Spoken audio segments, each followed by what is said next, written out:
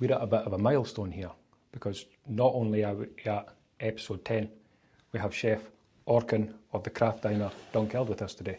It's actually a bit of a pleasure. Orkun's been here a few years now, up in Dunkeld and doing the craft diner, but for us to get him here, essentially your first sit down, I'm quite honoured, to tell the truth. It is first time, yeah. Yeah, good. And this is a great opportunity for people to see you out with the work and the tension that can come with it. To be honest with you, like at work, I have conversations with the people who is interested in the business. Like some couple, if you're local, I have very loyal customers. And then I have very, very good people around me, like yourself. You guys coming to about over 4 years now since I opened. People come and talk, but you cannot talk too much over there because there's always people in and out. And then when people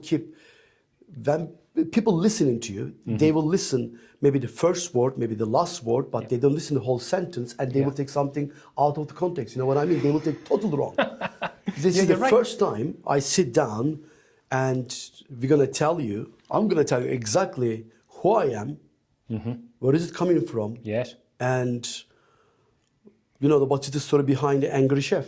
And it is, and that's a good way to put it, because I wanted you to come here and sit down, but not to shout, swear, fling my seats about the place. I wanted people to see on another light, out with the work.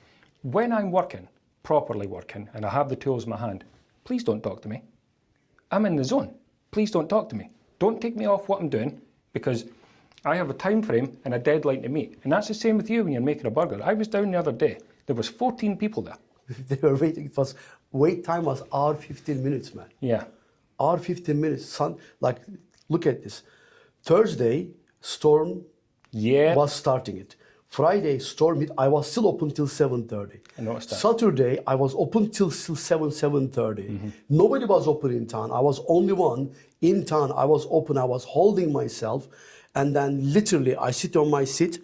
And then all I did need was over that blanket and a bottle of scotch.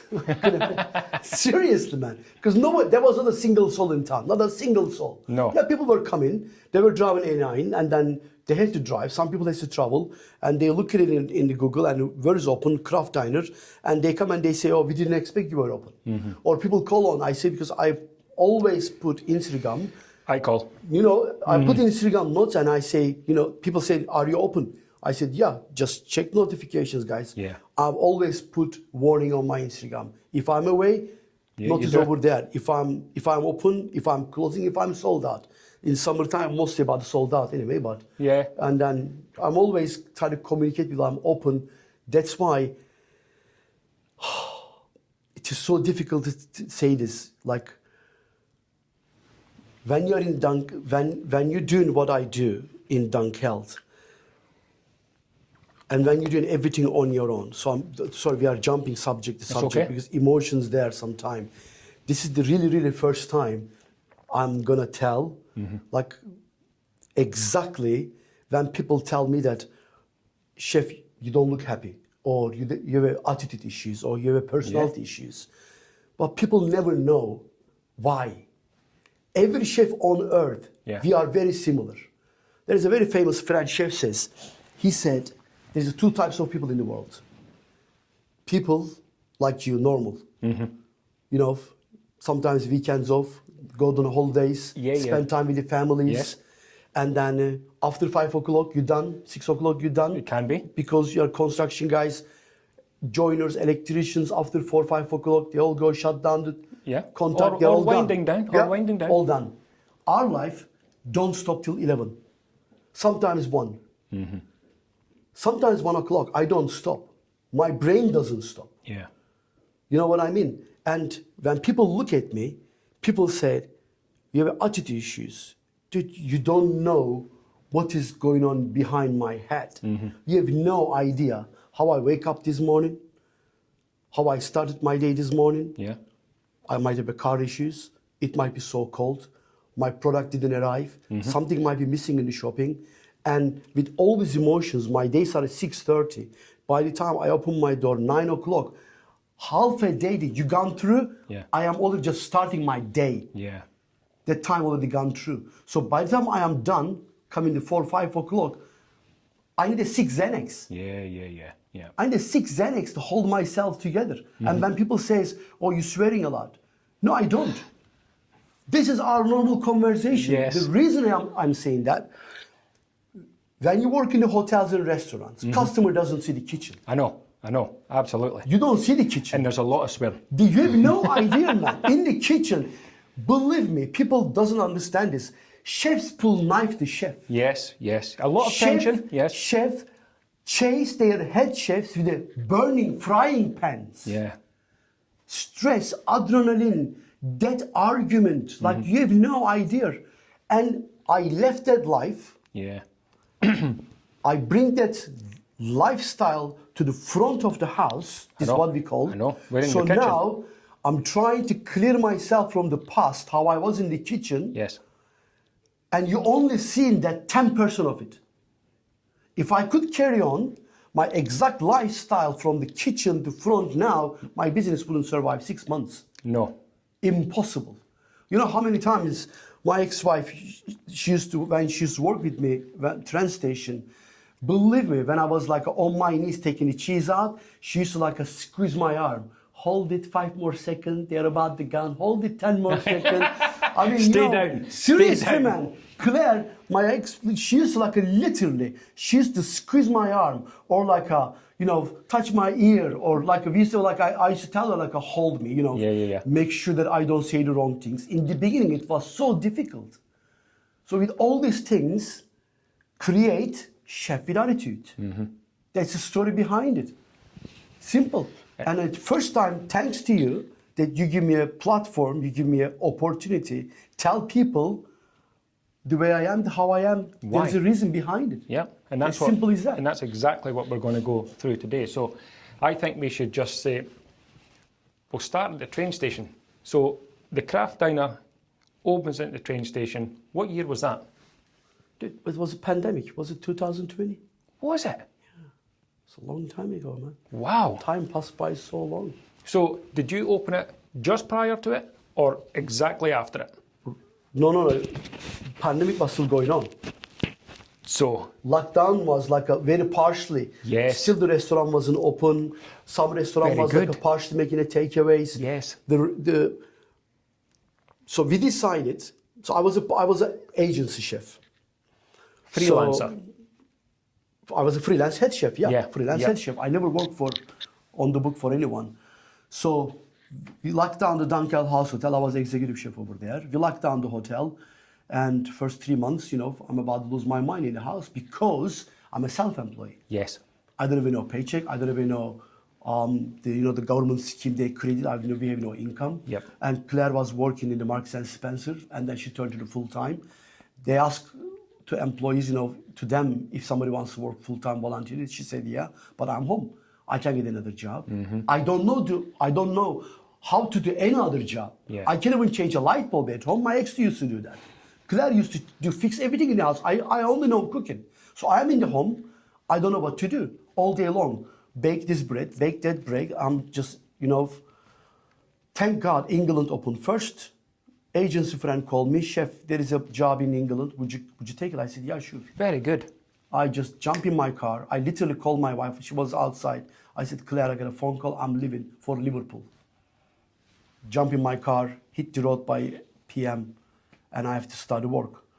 I went there. The owner made me wait at the door for 8 hours. Okay. Liverpool is burning 35 degrees. All I'm right. in my car. You're right, because that was the hottest time I It can was remember. so hot. You're right. And then I'm waiting outside. I'm so angry. 8 hours in my car waiting. She's not there. I called Claire and I said, I'm done. I'm opening my own business. Yeah. She said, she get panic in the car. I never forget on the phone. I know. Stay there. Stay there. She's like this. How are we gonna do this? What do you mean we're gonna open our business? What can we do? What we should? I said, don't panic. There's an idea in my head. Yeah. All right. I'm opening my business. I'm done with this. I'm done for running after people. I'm done be waiting at the door. I'm opening my business. And it was it, man. From that moment on, I'm working for still as an agency. Yeah, you're doing what you during have the to. pandemic. And then same time, I started draw my business plans and some ideas, and then supposed to be American Airstream This is what I was going to ask. It was going to It be was that. going to be that. It was going to Yeah, be that. very alright? attractive. Yeah, it was going to be, but there was a two major problem with it. A, with no disrespect to anyone, but as a chef for 30 years, I know how this market goes. When you serve food on a food truck, main perception of people is a frozen food. This is how people thinks. So I didn't want to be sound like that, so I had to break that. And plus, there was only one company was in England. They were doing American Airstream, but they were getting from China. Yeah. By the time you get the product here, the Airstream, pay for delivery, pay for custom, it was £200,000 a cost. Big money. Where the hell am I going to get? Yeah. The government doesn't give no support for a small business like I am, unless you're running like a clean energy or renewable energy or whatever. Yeah. There's so much money available for everybody, not for a chef like me. And then, so I'm on the laptop searching, and Claire know that my dream was having a home from the converted shipping container. Yeah, you mentioned And that. I said, why don't you do the shipping container? Why don't you shipping container? And then I started search, very reasonable price. Absolutely, it's never the price that you see on the internet. It always goes up. Yeah, of course. And then we sit down and talk. I said, let's do it. And then we designed it. It was supposed to be 20-foot container. And then we both said, so where are we going to open this? We hit the car. We started driving on A9. Good idea. Actually, the idea came from Claire, from my ex. She said, why don't you do the train station? Parking, I space, said, toilets, That's electricity. a crazy idea. How can we do this? And then, all right, let's do that. We came home. Next morning, wake up with a fresh mind. And then she's good on writing things. We made her write a proposal to ScotRail.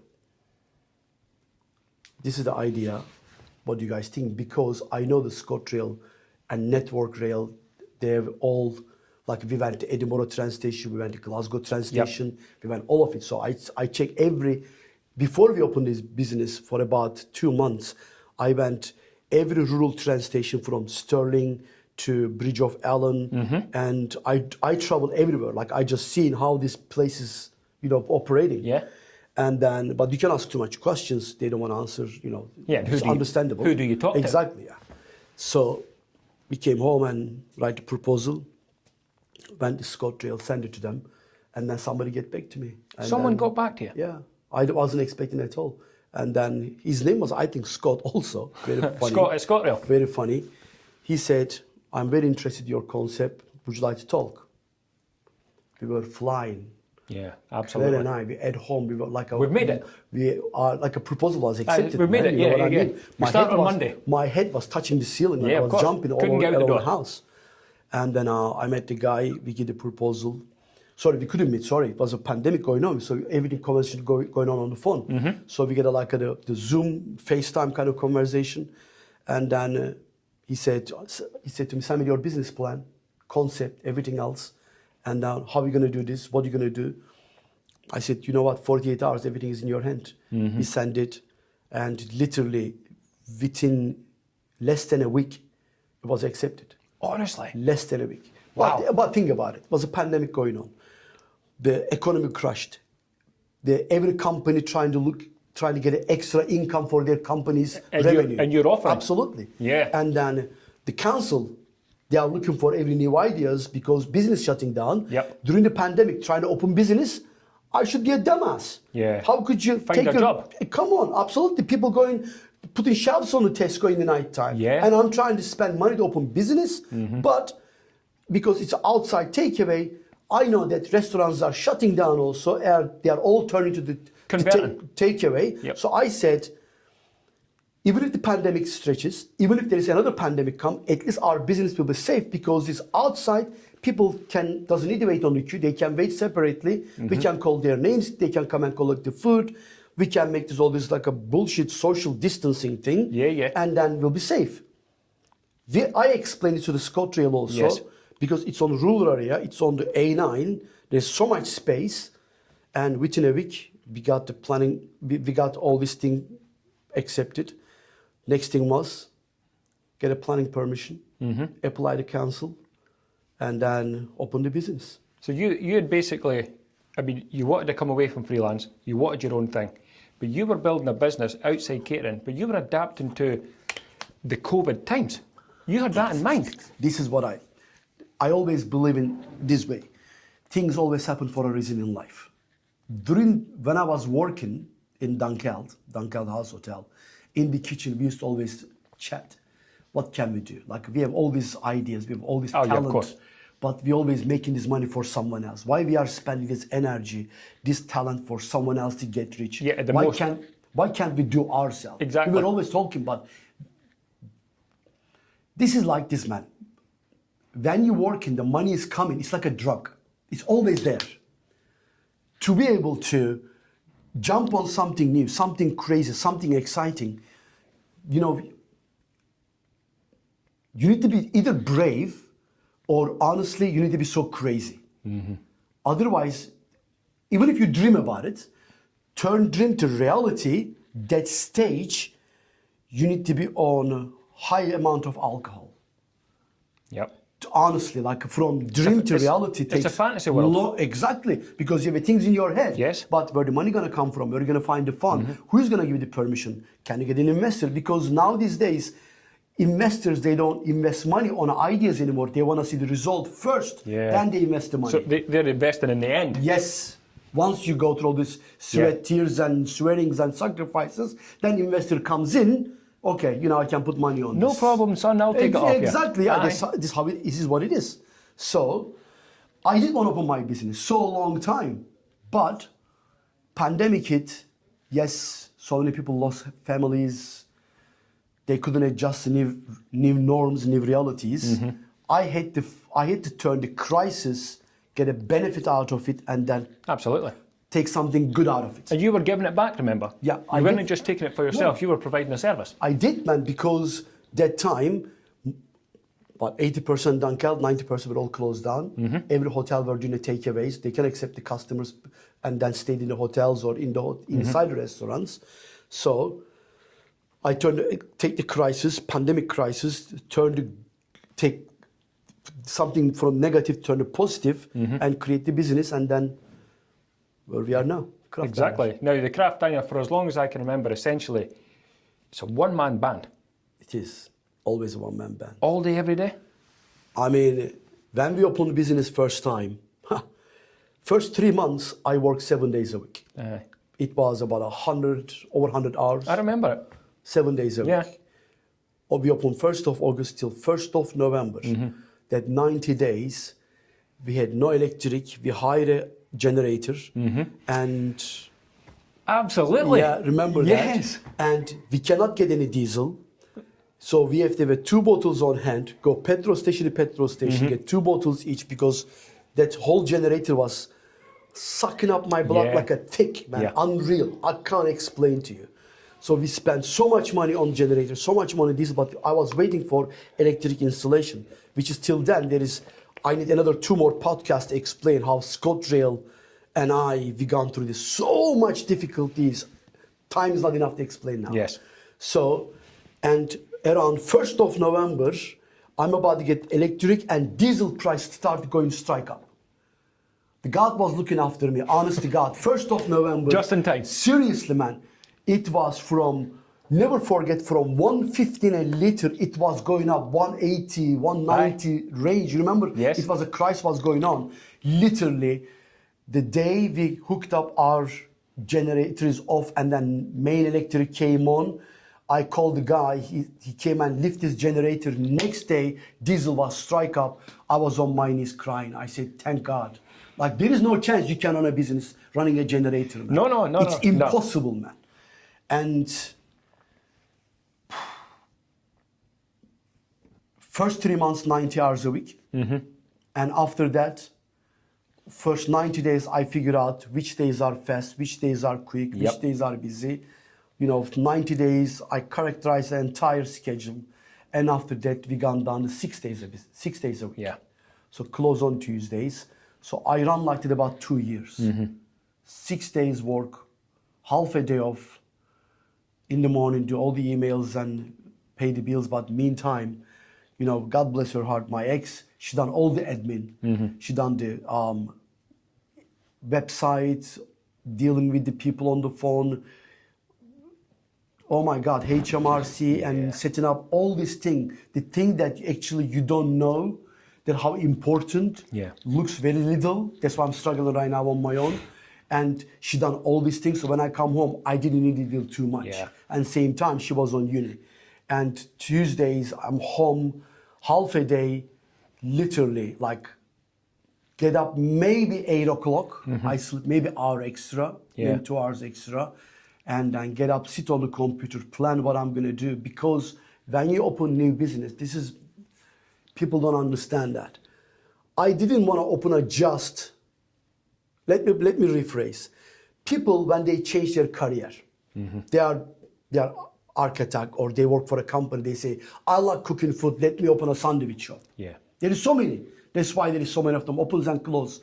We're in what used to be a sandwich shop, so yes. This used Here, to be, there, right here is an example for you. So I didn't want to just open a something. I said I want to create a brand. I want to create a concept. Yeah. So you cannot just open a business and say I'm open 4 days a week. You can't do that. No, I know. You've got to put the legwork in. You have to make people understand you. You have to make people come to you. I'm on the rural area. I'm on A9. Yeah. People sees me on the road. They go all the way back and then drive One in. shot. One shot. Exactly, man. There's only one way in. So to be able to create a brand, you need to work your arse off. Yes. You cannot say I'm off today. You cannot say I'm not coming. I didn't even know luxury of being sick. I didn't luxury of going holidays. I didn't know luxury of, all right, I'm closing early tonight, I'm going home. I don't have that. I sacrifice so much, including my marriage. I sacrifice a lot. Bring that name from train station to Dunkeld to this level. Yeah. I always tell people, come and wear my shoes, walk quarter mile, let me see how much you're going to handle the pain I've gone through. Yeah, yeah. But Conor McGregor did say, you have to be obsessed with your craft. You have to. You don't have an option, man. Listen, I've seen all your podcasts. I watch them. You know, I can see the pain, some of them, how much pain they gone through. But I can't ever compare chef life to anything. I'm coming back to exactly my first sentence. There's two types of people. You kind of people, nice, you know, have families and etc. I admire, sometimes I'm jealous. And we have a chefs. Long hours. They call us unsociable life, unsociable hours. Extreme adrenaline. Yeah. Shelf life for the chefs are 55 to 60 years. I thought that would be a lot lower. Yeah, stress. They are stress. Stress, alcohol, gambling, drug, call whatever you want. Yeah. Because stress you're going through, you can only take that stress from somewhere. Put it somewhere else. They go addicted to something else. I know. Thank God. An escape. Yeah. You need to escape. Yes. Escape route. Reality. Thank God I don't have no addictive personality. Yes, I have, because I'm addicted to my job, my business, my craft. That's passion as well. That's also, yeah. But they have to work together. They're side by side. Yeah. So that's why we are two types of people on earth. Because of that, and you come certain times and certain level in your life when you sacrifice everything, and you turn around and you look 4.5 years. Was it worth it? Yeah. Was it worth it? Listen, I know exactly what you're saying. Was it worth it? Like, I lost so much. Yep. I lost so much. I know exactly what you're saying. I lost so much, I can't even explain to you. Like. But the road up, chef, is lonely. It doesn't start that way, but for some unknown reason, it ends up that way. It ends up lonely. And when people said, why you are so angry, why you swear so much? Dude, you have no idea what I've gone through to come here. Yeah. You have no idea. For every day, no sleep. Yep. Like, let me put it this way.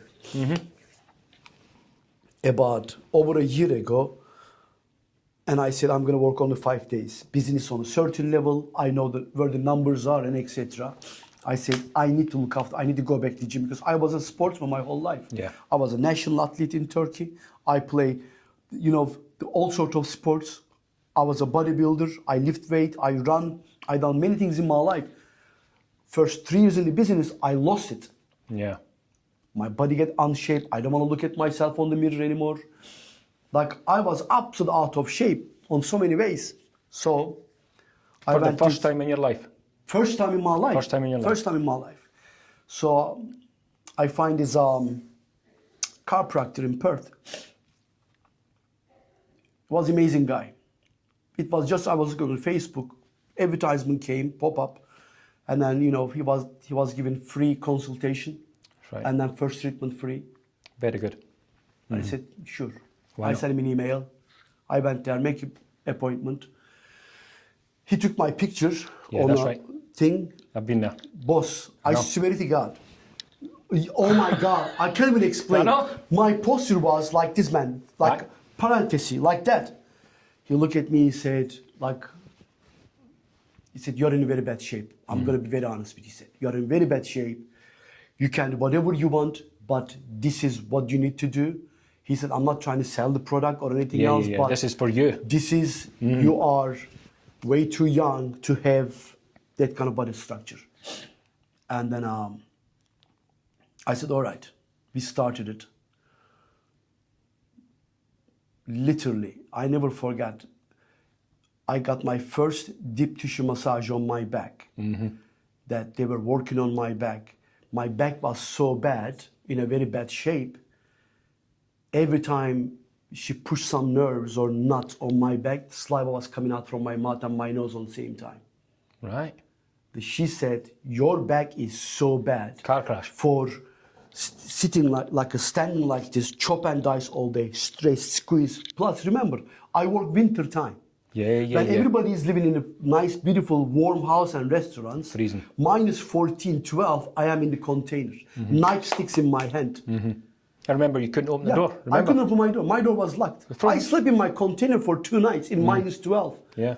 Door was frozen. We couldn't lock. I remember it. The Claire came and in the end of the night, she helped me out cleaning. I came home, take shower, and come back Went in the back, sleeping bag, and a bottle of scotch in my hand in the container To stay warm. To stay warm from Friday night to Yeah. Monday morning. I had to stay in the container. I remember it. I remember the... My God. Yeah. Yeah.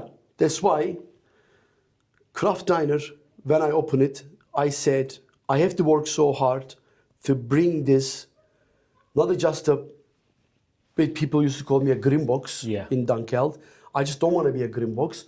I want to create this amazing concept. And I one day turn to the brand. Yeah. One day turn to the, because my ex used to say, Claire used to say, why can't you stop your brain for 5 minutes? Why can't you stop thinking 5 years? But I have to. I know. I cannot do just 5 days or 5 weeks or 5 months. When I open this business, I'm not gonna fail it. A, because I said, your grandparents invest the money in this business. Okay. So we cannot say that we failed. Thank God they give us, certain, A boost. not a boost. 90% of the investment came from our grandparents. Okay. We didn't even know money. Yeah. I didn't even know savings. you To wanted to open a get it- business like that. I had to get it right. It has to work. It has to succeed. Yeah. I cannot turn around and say, Sorry. I'm sorry, I'm failed. I don't like failing. I don't like quitting. I never quit in my life. I don't lose. I don't like losing. But you put the effort in, remember, you don't want it for free. No, but that's what I'm saying. Yeah. I hate to succeed the business. Yes. Yes. So concept has to be created correct, has to be done properly, and has to turn to the brand. Brand needs to turn to franchising. So it was in my head already. It has to. And that's why there's many things came within that, in this equation. Let me put it this way. Why CWA? Why Chef with Attitude? Why I don't change my products?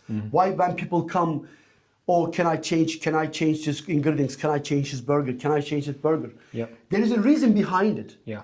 Because If I say yes to one person, that one person means 1,000 people. That's because you'll tell that someone. one person going to tell the 100, 100 going to tell another one, going to be 1,000 people. So when they come to me, they say, you say yes to such and such person. Why you don't say yes to me? So I can't do that. I cannot tell people that I cannot give a permission to people. You can't change your burgers. Then the moment you change my food, it's not my food anymore. That's right. Then why do I have a menu?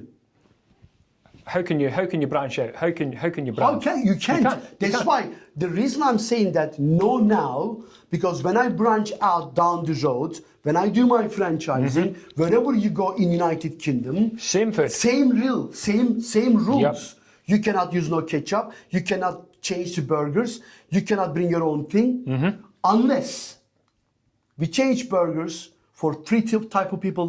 That we never say no to them. Okay. If you are pregnant, you have absolutely every right, because you are carrying another soul in your body. Every day your mood is changing, your blood pressure is changing, your brain is changing, your hormones are changing. Taste buds are gone. You leave home with a certain mentality, you want to eat something. By the time you arrive at the craft diner, that 30 minutes everything is changed already. You know that? I know that, yes. I know that, you know. Yes. We both know that, yes. right? So, what we do, when person comes pregnant, they can request anything they want. Yeah. How they want a burger, what ingredients they want it. Even one time, I never forget this. This beautiful pregnant lady, she said, she ordered a burger. By the time burger was ready, she was off of the burger already. Yeah. Literally. And she was laughing at me.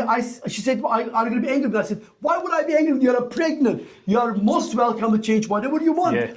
And then she was so apologetic. I said, don't. What do you want? We scrub the top. Yeah. And if you don't want, I will cook another one. Yeah. Don't worry about it. I will eat this one myself. Don't worry. Of course. I always forget to eat anyway, so it will be my excuse to eat. So she literally changed it, and then we make another burger for her. And sometimes I have elderly people comes. You know, I don't want to sound ages, but you know, when you come certain age, when you cross 70s or 80s, your palates are, you know, they change. You cannot taste every food anymore. You cannot taste every ingredients anymore. They want to adventures. They want to be something plain, something simple. Yeah. So that's why simple foods. They can do whatever they want, man. Because we're all gonna be old one day. We're all gonna come that place one day, and hopefully, I can all hope to God that I will be that much healthy when I'm on 80, walk on my own and order my food on my own. You know what I mean? They can change food, absolutely no problem. Or another people that I never say no to them. Any kind of high-level health treatment, sickness, illness treatment you're going through, cancer patients, or anything equivalent. Like if you are going to do heavy treatment, you come to my place, and I'm happy that you come to my place. They come to me, the reason is because my meat comes from the farm. It is healthy. There is no antibiotic in it. There is no editings in it. There is no chemicals in it.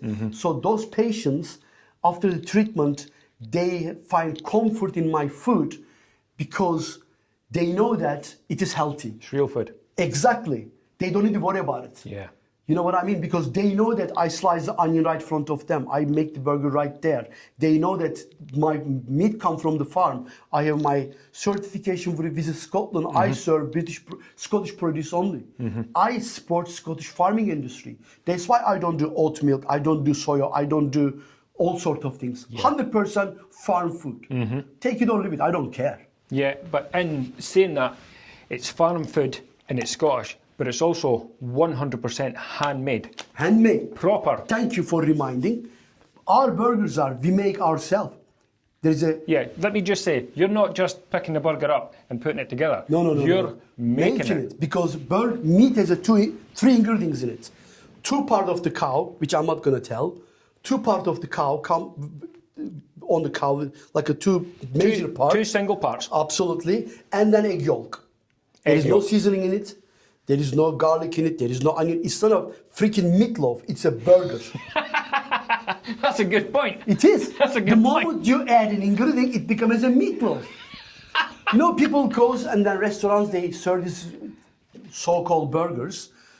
My God, man, there is so much ingredients in it.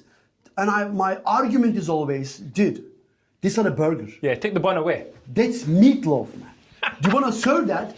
There's a beautiful sandwich called Sloppy Joe. All right? Yeah. Just make it like a Sloppy Joe. Put some provolone cheese, some tomato sauce on it. Yeah. Melt it down and serve it for God's sake. It's not a burger. Burger is meat, egg yolk, which is hold the meat together like a glue, gives a nice taste, structure. And then you don't put the seasoning in it. You put the seasoning while you're cooking it and end of the cooking it. Very good. That's it. That's why my burger is tasty, juicy, and healthy. Yep. Why do you think I'm going to say this name, Body Academy? Ah, yes. In Perth, Vicky, she brings all the bodybuilders to my place. I cannot thank her enough. These bodybuilders, strict diet, they know they have to be so picky and fussy with what they put in their mouth. If they are eating my burger, dude, I already win the game. Yeah. If the bodybuilders loving my burgers, if they are complimenting my burgers, I already win the game. I don't care you don't like my burger. Yeah. Because these people are professional athletes. They are world champion, Euro champion. They know good food. Come on, man. They have to eat the good food. They have to eat healthy. Yeah. Not just good. It has to be healthy.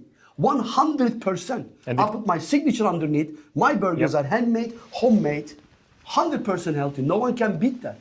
Especially the price I'm charging for these burgers. Come on. Don't even go there. Honest. I've said it before. Now, everyone who knows me and do the social media thing. I do not do food reviews. But I'm honest. Best value for money. Best value for money. By a country mile. But why? Because Ask me why. Because, okay, look at it this way. Economy is messed up. People cannot afford to go out any longer, 3-4 times a week. Not like they could do before. Like, it used to be easy. It used to be. It used to be 3-4 kids you have, take your family at least twice a week, take your wife at least twice a week, 4 times a week you're out for dinner. Yes. Right? Yep. Back in days. Damn, my age is coming out now. No, you're right, no, you're right. But now, those days are over, man. Pre-2019, if it was possible. If you are lucky enough to go out once a week on the weekend, or twice a week, one with your kids, one with your wife only, if you have a date night with your wife, and if you are lucky to do that, if you are coming to my place, my job, my responsibility is, forget about my attitude. That's why my attitude makes the food so great. I have to give you the perfect food, not a good food. I have to give you exceptional food that when you go out, it has to be worth it. That's what you... It has to be worth it. So when you eat my food, when you eat my burgers, sometimes, on the Google, these keyboard warriors, they say, oh, what this guy do, he thinks about himself and he's the only burger guy. Arrogance and uneducated kind of people. I wish this was uncensored. I would say so nice, beautiful words. But they have, when they eat this burger, when they go home, they should say, you know what? It was a great price, quality food. Yeah, be honest. And then be honest about the food. It was well worth it. Absolutely. Be honest about the food. Put the man aside. I will bullshit you any way you want. Yeah. I will tell you the truth from 10 different directions. Yeah. I will lie to you from any direction. I will make you believe to me. I will sell a sand to the Arabs on a desert. Yeah. But when I go home, when I put my head on my pillow, my conscience will make me crazy. Yeah. My conscience will be crazy. Because God's given one most heavy responsibility to human beings, a conscience. Absolutely. All right? So you cannot lie to people with your product. You give them something, you call something else. Yeah, that's a good point. That's important. That's a good point. You cannot do that. That's why my meat, I'm so behind it. Thank God, I have a very good friend, Dunkeld butcher. We work together. We always find the best product. Sometimes I call him. I said, boss, I didn't like the meat today. So you're honest as well? Absolutely. If I talk to Munir, if the Munir sends me some different mixture, if I can see it on the back, I say, Munir, no, it's not right. And then I send him a picture, say, chef, I'm sorry, I'm fixing it right now. And then he gets me, absolutely. Like Munir and I, we work like a shoulder to shoulder because we have different future plans also together down the road. So we know each other so well. And then he was an executive chef. So he knows exactly what I'm looking for. Very good. Absolutely. He was a prior to Butcher Life. He was he's the last chef for his last job was a Fornap hotel. Fornap. Yes, He was a head chef over there. And then he's a good guy. So he helps me out. Sometimes if I forget, he calls me, chef, you forgot this, did you order this? He reminds me because An he knows. assistant almost. Because my brain melts down when I'm so tired. So that's why my meat is so quality that when I serve the meat, when I serve my food, when I go home in the night time, I pray to God one thing. I say, thank you for a beautiful day. Yeah. I'm so grateful, God. You make me go through a good day. I serve a good food to people. Mm-hmm. You go to bed well. I sleep so well. But I say to God, God, forgive me, I was angry today. Because I am angry. I am angry because when people come and say, can I get this burger? But I don't want this, I don't want that. Or, what is your vegan options? Like at that moment, somebody put big boiling hot water top of my head. They've tipped the container. Come on, man. Just get a break, get a life. Get a life. Seriously. I mean, I am giving you the best food. I know the chemistry. I work in this industry my whole life. I know which sauce goes with. I know which sauce complements which meat, which ingredients. Yeah, because there's a science to it. It is. I'm working my arse over there. I've been trained by the best. I work with the best. To become as a best, you need to work with the best. You don't born chef. You don't born with something. You work with people. If you have a little intelligence, if you have a little passion in your life, then you just learn from it. And you know that you have no university education. You don't know the numbers. You cannot be finance guy. I love money. I want to make more money. I did want to be an investment broker. I couldn't go to uni because my English wasn't enough. So what do I need to do? God-given ability, being a chef, I got to create life out of it. To succeed, you got to follow my food. Very good. If you don't follow the way I serve the food, my business won't survive. Next year, Craft Diner will disappear. Because the concept will disappear. Concept will disappear because I don't want to please everyone. No, that's not your job. Yeah, I don't want to please everyone. Why do you think 65% in catering business, hospitality, opens today, close 6 months down the road, a year down the road? Why? Because they want to smile to everybody's face, hypocrisy, high level, and then they want to please everyone. They say, oh, can I have this without this? Can I have that without that? Or can you make me this? What happens is, they go out of their way, all the stock they have, because they please everyone, and then stock that they're supposed to use actual for the menu, waste of money. Stock goes to bin. End of the month, they say, Jesus Christ, man, we made that much turnover. Yeah, because you please everyone. You make the money, but fine. You lost. But you lose it. I didn't realize because that. Because in hospitality, what we say is, in the restaurant life, as a chef, we say, you make money while you're shopping. You make money while you are prepping. Excellent. You are making money while you are controlling your stock. Not while you are selling it. No. Beforehand. Beforehand, you're making money. You're making money in your boxes in your fridge. You're making money when your health department, EHO, comes and inspecting your restaurant, checking your stock shelves, checking your products, checking your dates. This is how you make the money. If you sell out of date product, and if you make over shopping, overstocking, and then with that stock, you try to please everyone and you forget your own stock in your fridge, lost 6 money. months down the road, you bankrupt. You've lost money. That's it. That's why don't ask me to change my burgers, because I rather say no to you. You go home and hate me, I'm okay with that. But I rather say no to you and then serve you something that I'm not pleased with. Two reasons behind it. Main reason is I don't want to lose my stock, I don't want to bankrupt, and I want to succeed in my business.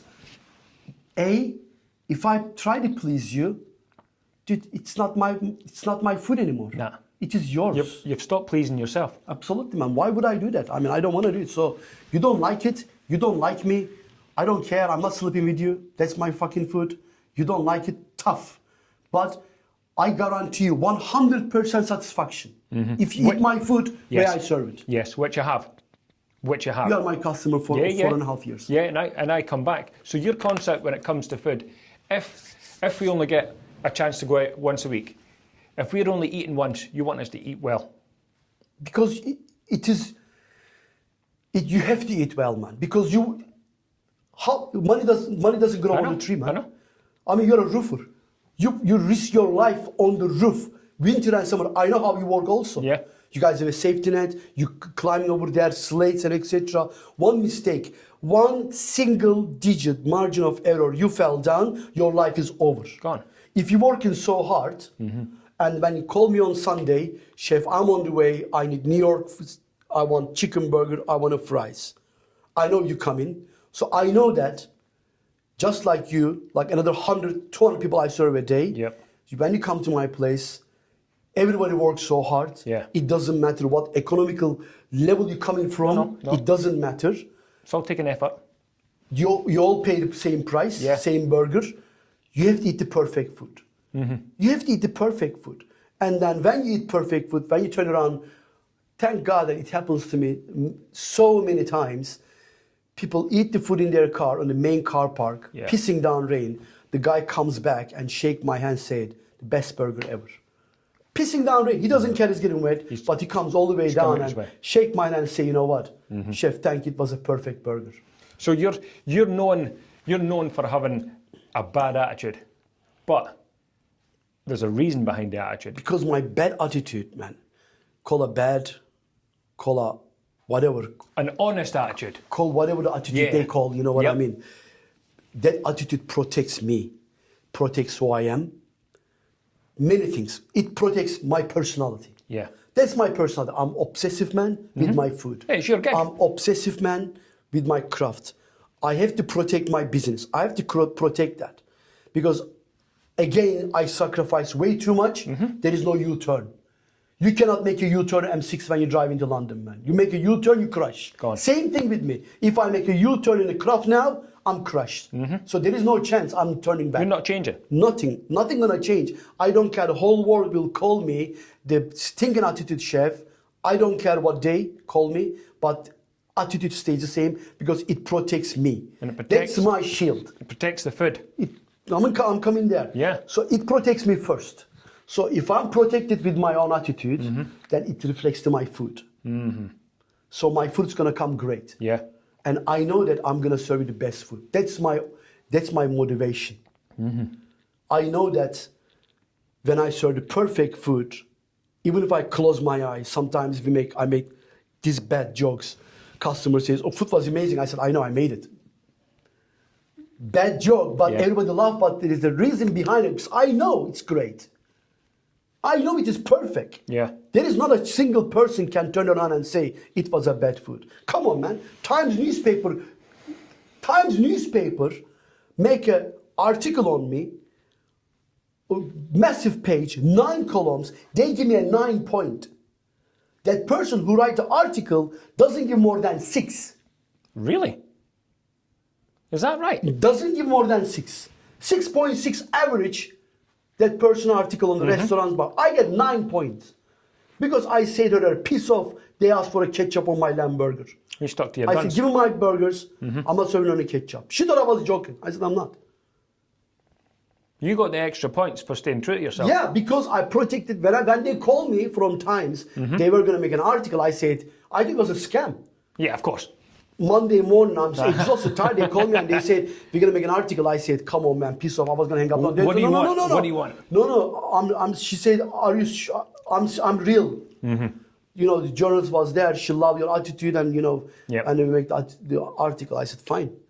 And then I called my Mark and then he came to take the pictures, called my wife, contact with the Times and, you know, arrange timing. And I couldn't believe the article. I'm still staying at home. I know, I'm going to put on a big frame. Yeah. Like, I cry for days. The Times newspaper, man, it's the top line.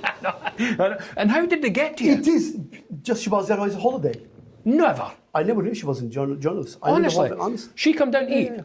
And she witnessed you said, listen, if you want the ketchup, give me the burger back. Wow. Again. That's how I get it. This You is how were in I the treat right place people again. same. But look, another day.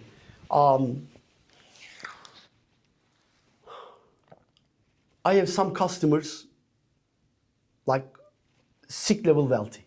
You know what I mean? They are like over there. Yeah. I know the car they drive, and you know I can see their life, and I know their life, and Because you see people all the time. all the time. I've seen every type of every stage people. I've seen so many different characters and different people, and those people they can afford to eat in the world, anywhere in the world, any type of food. Yeah. Right. He will go and pay $3,000 for a caviar. It wouldn't touch him. He will go buy 1996 bottle or 20 grand a bottle. It wouldn't touch him. You know what I mean? But when they come to my place and then eat my burger and shake my hands, that's different. It's quality. That's why these articles, like the Korean newspaper called me on the one article, the most controversial chef. Because I confront people who make comments on Google. I confront people who make comments on the Facebook. You face it. Because they lie. I cannot stand Okay. on lie. Okay. You come to me, say, Chef, I didn't like your food. I will say, okay, tell me why you didn't like my Aye. food. What is it? What is it about? Like, convince me. Aye. What was ingredient was wrong. It was off, which is impossible because we make prep every 48 hours. It's always fresh. What is it that you didn't like? Let me fix it. Yeah. And I give you same one, the exact way, it fixed way. You will enjoy it. I will not charge you, but at least next time other customers will benefit from your complaint. Yeah. So tell me what is it you don't like. I didn't like. Dude, tell me what is it you don't like. Yeah, I didn't like the taste. What or I is didn't it? like this. What is it though? Because you don't freaking McDonald's every weekend. So you don't compare me to somewhere else. Oh, your food takes a long time to cook it. Yeah, because I want the two hands. I have 20 burgers on order. Yes, waiting time is hour and a half. In summertime, 2 hours wait time. 2 hours. People wait to eat my burger for 2 hours. They order the food. They go for a long walk, hike, bike, come back. By the time their food is ready. Sometimes it's stretch. 10 minutes over there, 5. How many times I told you 20 minutes and you wait another 20 minutes extra? It happens, man. It is because by the time I take your order, somebody walks in. You cannot just hold them. It is serve the burger person chef. You serve that person, Yep. and then you put the person on behind, stretches. So wait, Some people understand, some people don't. Yeah. But again, because of my stinking attitude, all these articles or the people write about me on their magazines or newspapers or talk about me, and then one of the customers says to me in Dunkeld one day, Chef, wherever I go, wherever we sit down with the people, you are always subject on the table somehow. Yeah. I do it as well when I'm up there. I've got the friend at the garage, and I say, you go down to the craft diner. Aye. I was like, you better not ask for anything to be taken off. And he's like, no, we just take what we get. Or we leave. So everyone knows, but we say it in a funny way. I've got so many friends in Perth that want to see this because they want to see why you can't modify the burger, why you don't do ketchup, why you've got a bad attitude. And today, you're getting a chance to come in and actually tell them it's not a bad attitude. I'm just protecting my concept. I'm protecting my food and I'm protecting myself. Here, listen, if someone doesn't like, if I come on, what are you going to give me that I don't like? Right, I'll get the New York smash. That's a double patty. And what I'll do, right, is I'll tell everyone just now because it's the best value for money. I'll get it and I'll split it in half. Because when I split the burgers in half, I get 2 different burgers. Yes? Because one is with bacon, one is with no bacon. Exactly. It is. I'll go in the car and I'll say to Gemma straight away, have you got the wipes? And she's like, aye, we're all prepared. And then I didn't know that. and I'll pull it apart. That's funny. Because it's 2 burgers. It's so funny, man. All right, So it's still best value for money. I'll split it in half and then I'll eat both of them individually. Boss, listen, like a Martin Luther King said, I have a dream. Like my dream is and will be the same. Everybody should be able to afford to eat good food without paying so much money. Yeah. Everybody should be able to afford it. It doesn't matter you're a student. It doesn't matter you are training. You just started work in your first year, which is you making what, 18, 19, 20,000 pounds a year, like a peanuts money in this country. It doesn't matter if you have a 6-digit income. It doesn't matter if you have an 8-digit income. Yeah. It doesn't matter if you're unemployed. Everybody should be able to afford to eat good, healthy, exceptionally amazing food. Real food. It doesn't cost much. It doesn't. I can't remember this French chef.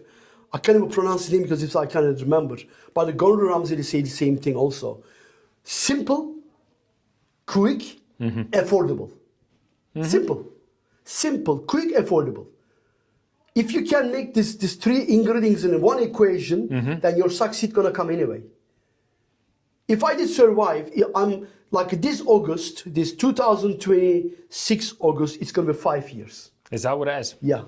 And then once we do that, hopefully when my new container arrive, I'm gonna make a massive party over there, like a half a decade party, and with the new container, etc. Believe me, if I didn't have that mentality, this philosophy in my head, that I wouldn't survive today. When you go to restaurants, you don't need to pay 65 pounds for a sirloin steak in a steakhouse. You don't need to pay 120 quid on a Chateaubriand. I know what does it cost, but remember when you go to restaurant, 80% bill you pay, it is service, utility, labor, things you don't see, and you've been served. Yep. 80%, 20% different. You know what I mean? 80% they charge you because of the combination of that, all right? So in my place, I don't have that philosophy. I don't care. Yes. Do I want to be rich? Do I want to be wealthy? Yeah, why not? Absolutely, money is important, man. People call me I'm a materialist. I'm not. Money is important. You don't have no money, you don't have no health. You have no money, you have no education. You have no money, you don't have quality life. You don't have no money, you have a stress. Right? So, but I rather make my money in an honest way. Yeah. To charge people what deserve. Yeah. Not double, not triple it. And then I will rather see people driving from Newcastle, from Blackpool on the weekend, to come to me and eat my burger, and then they drive back home. I have a family comes from Newcastle once a month. Aye. They come to Dunkeld. They arrive in the morning. Sometimes they stay over, eat my burger, and I have a family, so many family from Edinburgh, Glasgow. They come and they visit, and they only eat in my place breakfast, lunch, and dinner. My business brings a Dunkeld average 200 people a day in summertime. Really?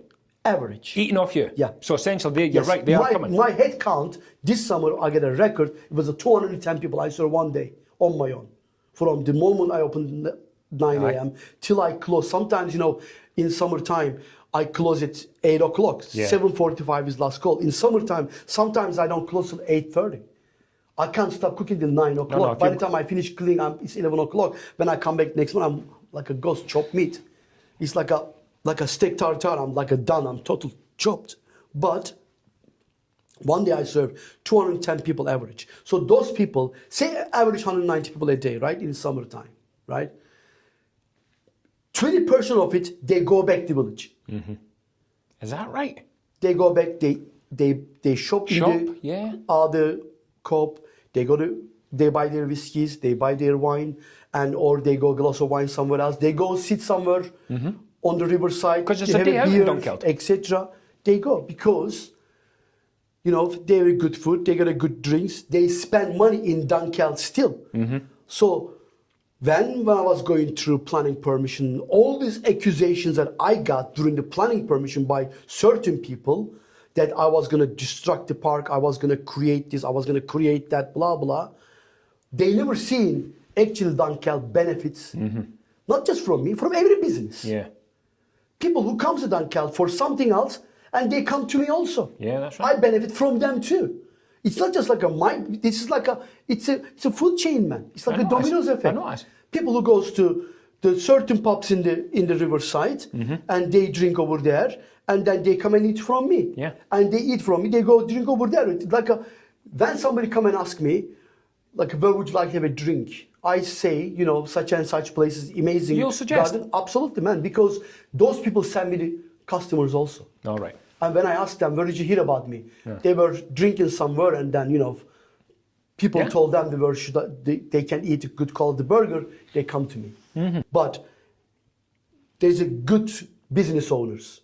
There is. And they don't dig hole each other's back, you know what I mean? They suggest, they support. So when you hear those kind of things from strangers, which is important. Yeah. And then absolutely, I'm going to return a favor back. You always get honesty from strangers. Absolutely, man. Absolutely. Kids will never lie to you. Strangers will never lie to you. That's Simple right. as that. No reason to. No, because they don't know you, they don't know them.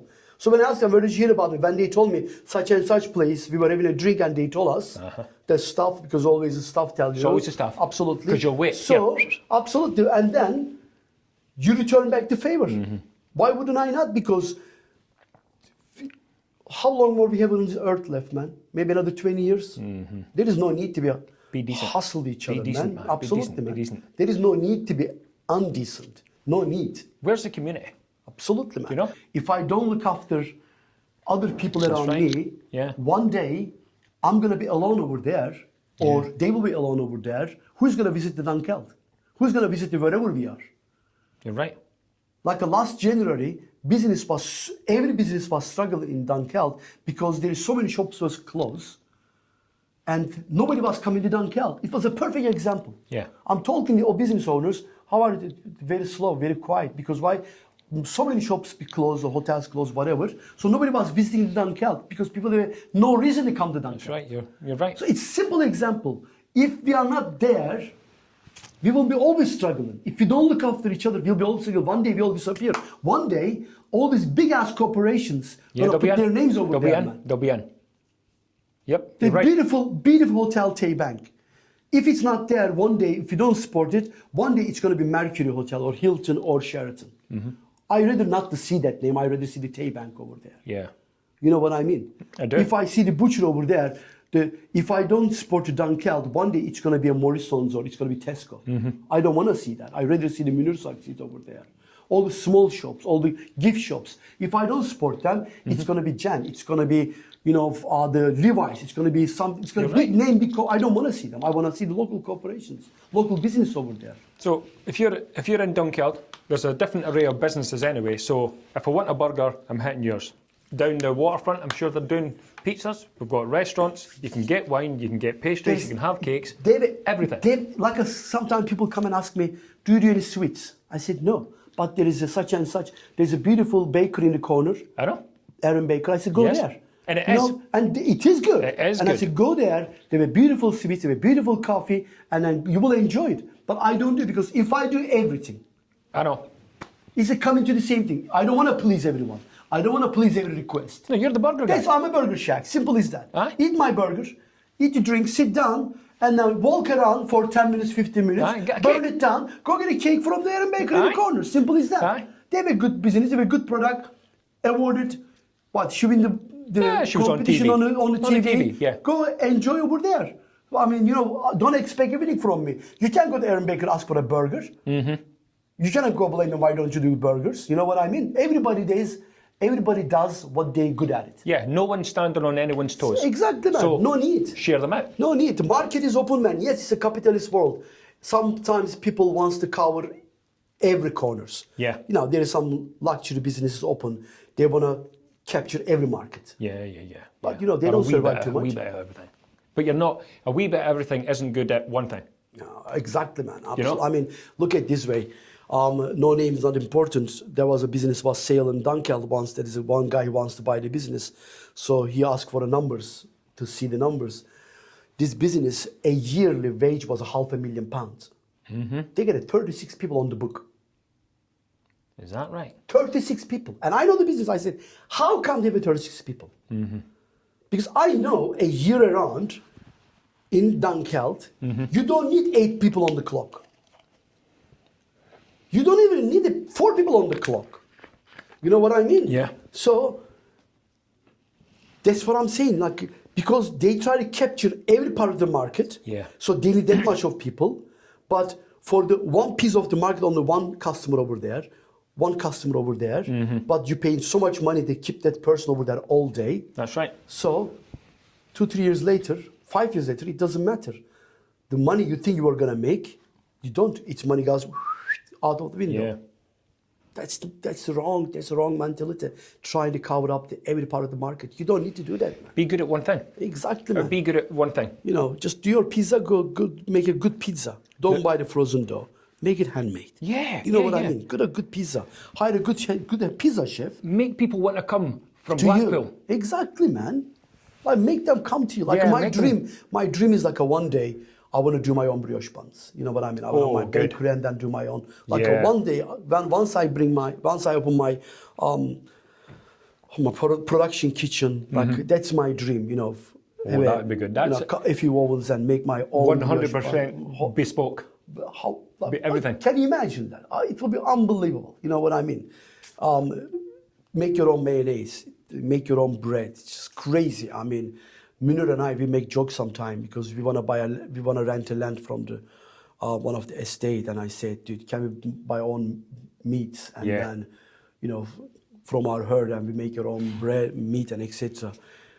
And I will be the first burger shack in the world accepted by the Michelin stars, recognized by Michelin stars. Yeah. You know, you cannot be on that level, but they recognize you. Yeah. I said, can you imagine that? He said, Chef, can you please stop flying? Hey, shooting for the stars. You know. Shooting for the stars. I mean, we had the Good Life Farming on last week. They're a couple of farmers as a family actually, and that's what they do. So they grow their own, and then they have it slaughtered, and then they sell the burgers and they sell the How amazing is you know, the sausages and the bacon, and they rub their own bacon. It's dry rub, she said. So when you cook it, it's not like it's pouring up water. No, Does that make sense? no, absolutely, man. I mean, those air cured bacons I mean, for my business, they are too expensive. If I serve that bacon, I need to charge bacon roll 10 quid, man. You know what I mean? There is no chance. But the quality of bacon, sometimes, you know, I buy in my personal life and I come buy it and eat it. That taste is out of this world, man. It's crazy beautiful, absolutely. But your philosophy won't just lie with your work. Your passion towards food, that's your life. That's my life, man. I love cooking. I mean, you know, before I get divorced, and then so my wife and I, we used to cook. I used to cook at home, and then we sit down and talk, and then I used to say, You cook at home? Yeah, absolutely. So you're that guy? Absolutely. Because the chefs I know... No. I to be honest with you, like the Claire I used to ask Claire, like, what would you like to eat? And then she used to say, you know, surprise me. I said, okay, we're going to surf and turf tonight.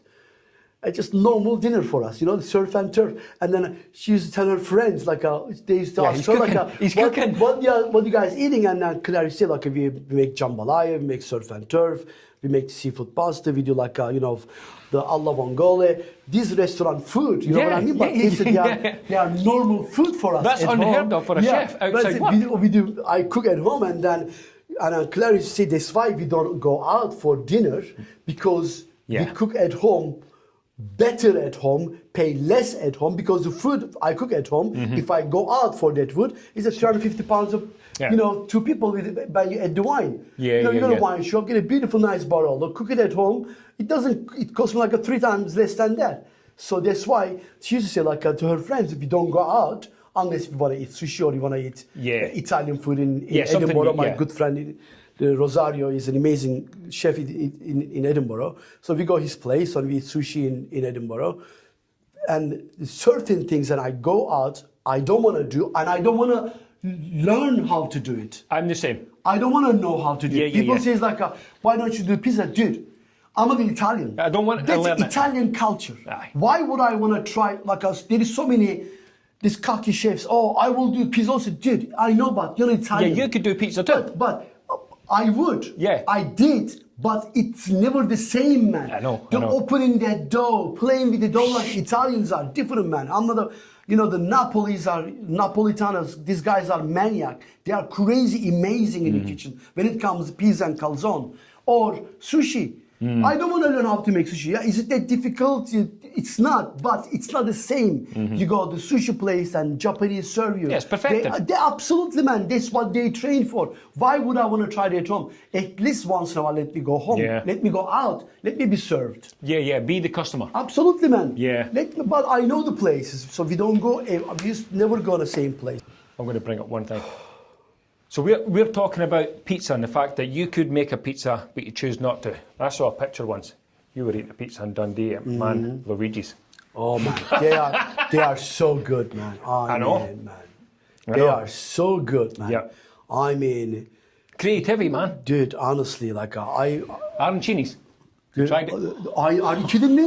Her mom makes the best like I make arancini at home, man. Like I know them. I mean, I can make arancini.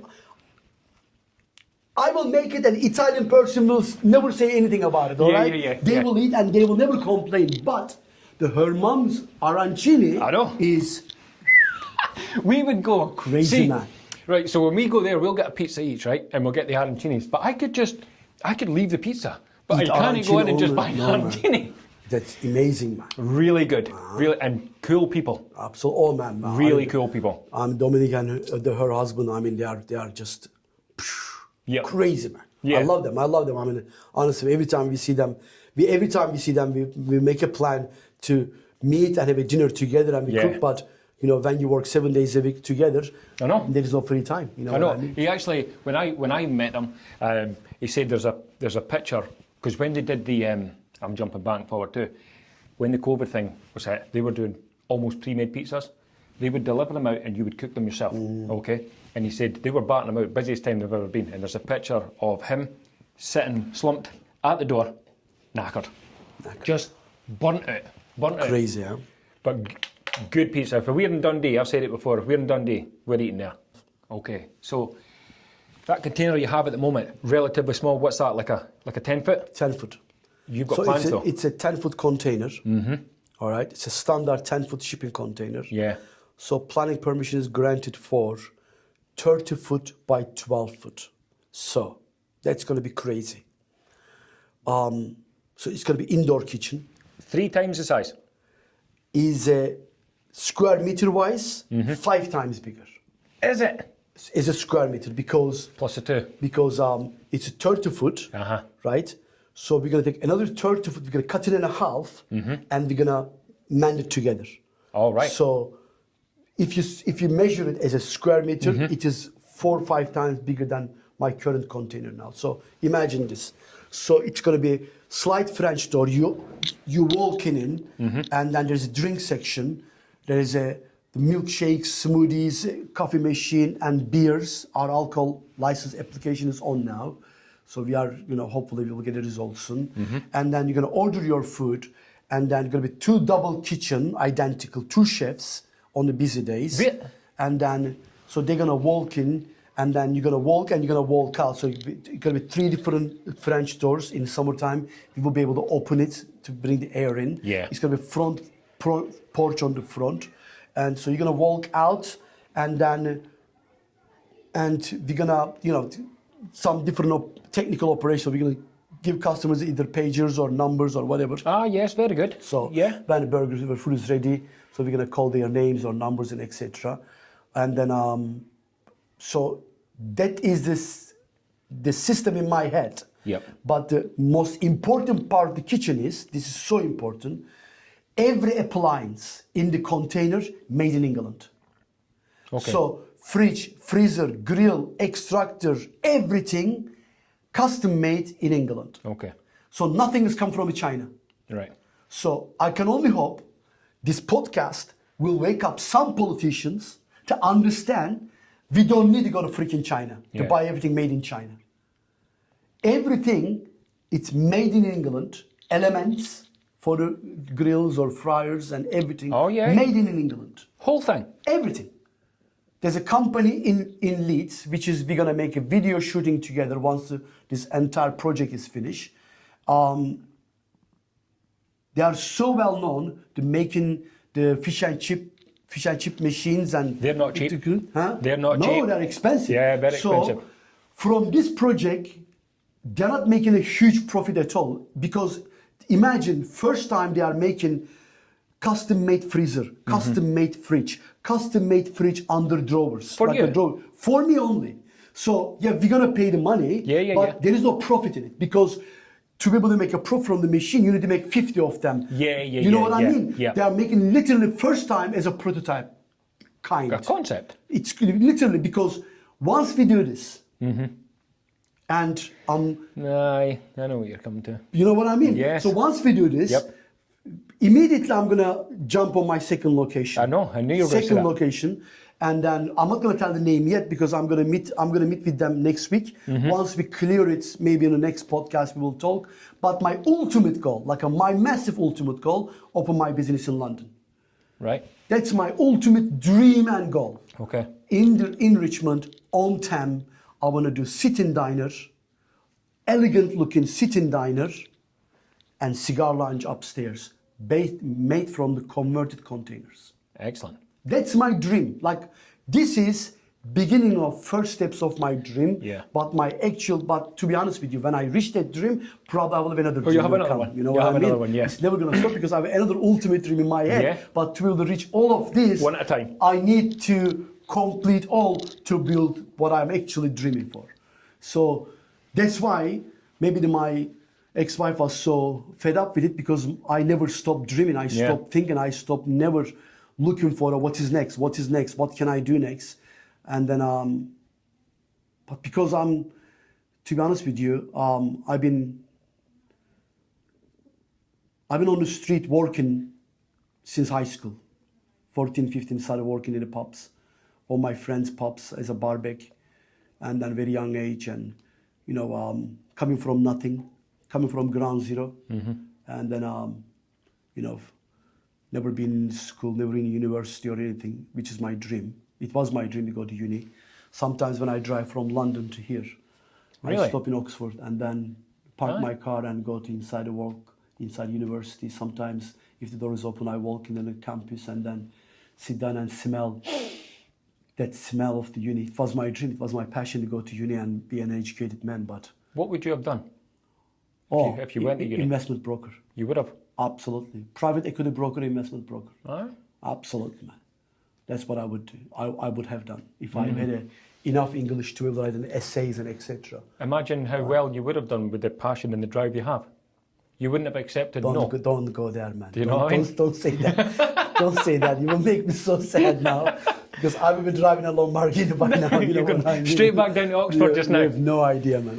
It was my dream, seriously. But sometimes I do the unis, sit down on campus and then, sometimes put tears in my eyes, and definitely.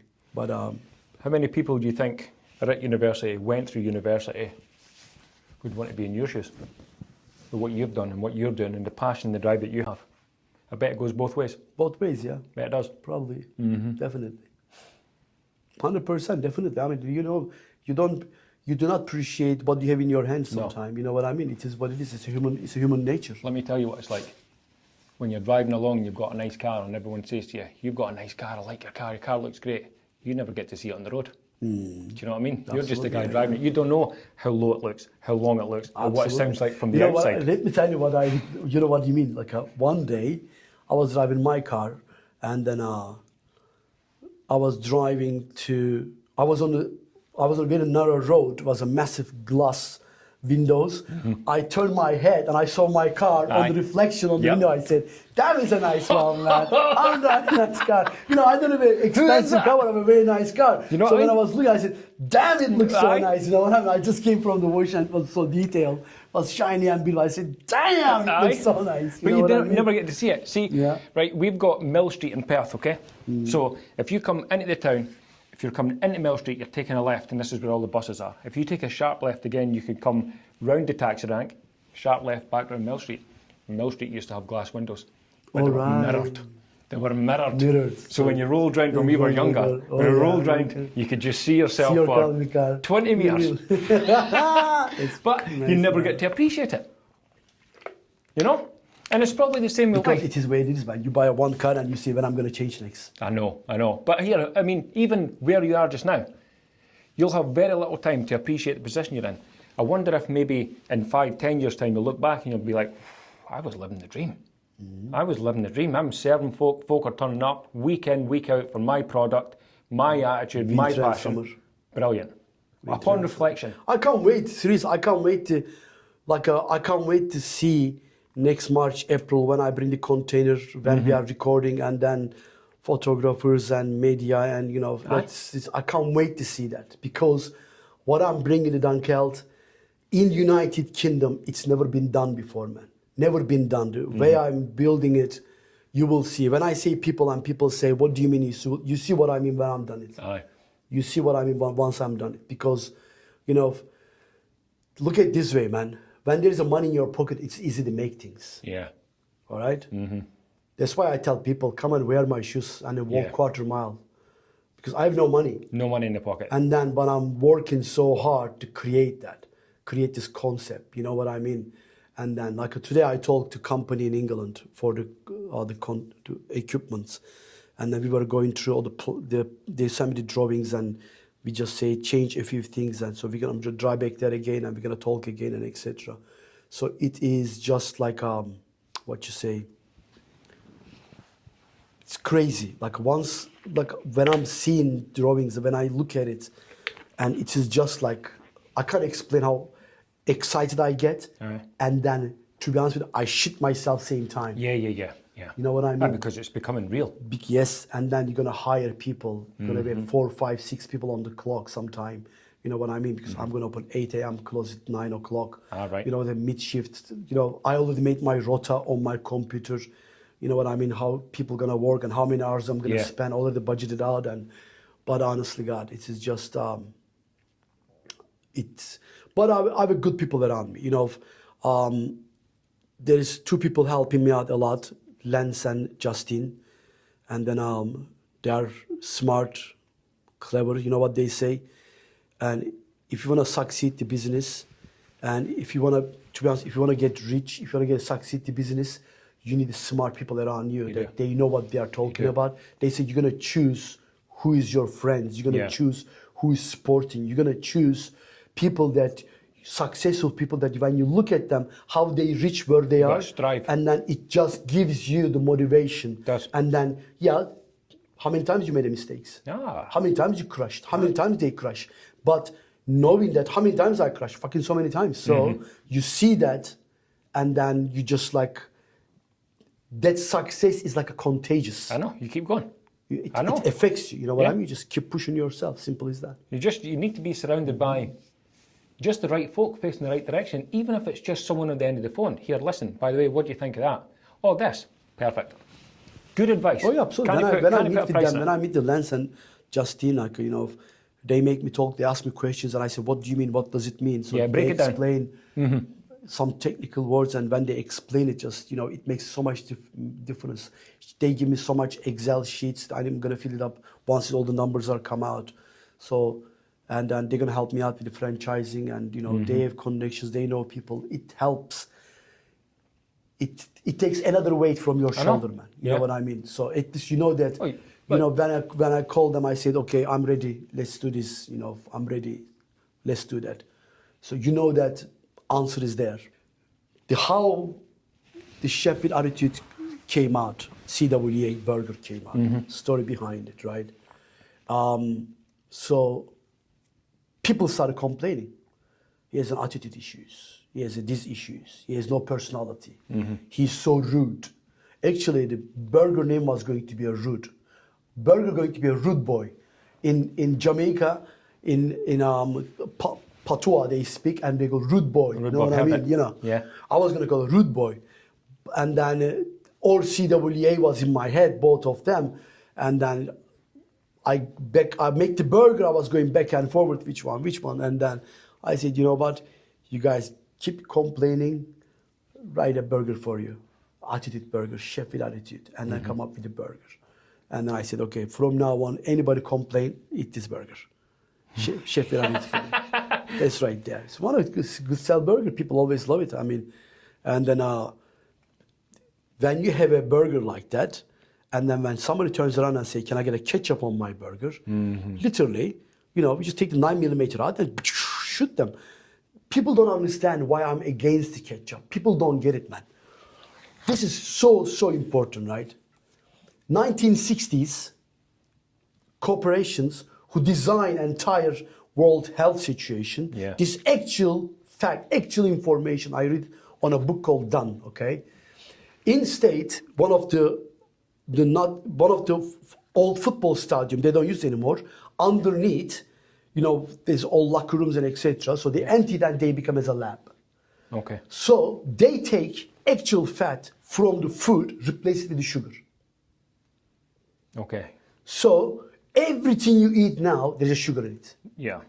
If you are buying on the jar, bottle, whatever, sugar in it. So you get addicted. So they create this. You get addicted. So now your body craves sugar. Yeah.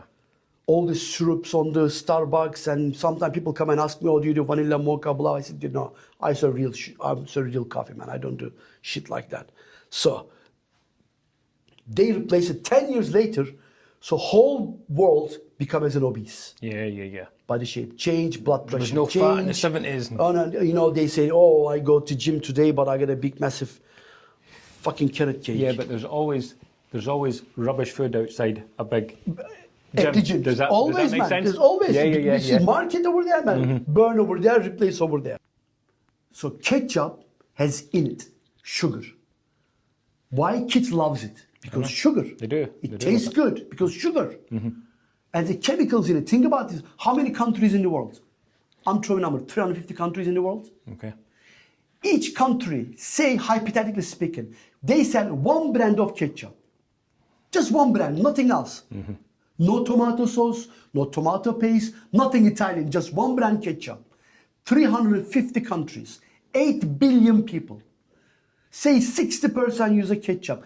Do we have that much tomato on earth to create a ketchup?